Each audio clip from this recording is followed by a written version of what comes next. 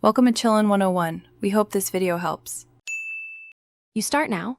Blot the fresh ink with a lint-free cloth to lift loose pigment, do not rub. Once blotting reduces surface ink, choose a solvent matched to the surface, rubbing alcohol for sealed wood, hand sanitizer for fabrics, or a mild detergent mix for painted walls, and test a hidden spot for 10-15 seconds.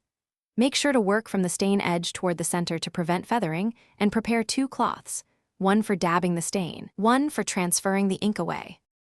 You now apply the solvent deliberately.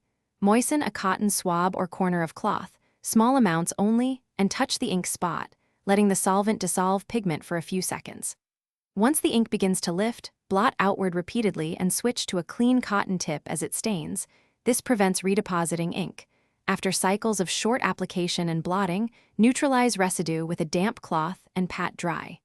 Make sure to avoid soaking porous materials. Repeated light treatments, beat one heavy soak for safety and effectiveness.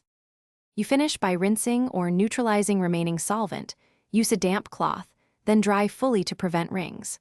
For wood or leather, apply a small amount of conditioner to restore finish. If faint ink persists, repeat the targeted solvent cycle after testing in an unseen area, gradually increasing strength. Move from alcohol to acetone only for solvent-safe surfaces.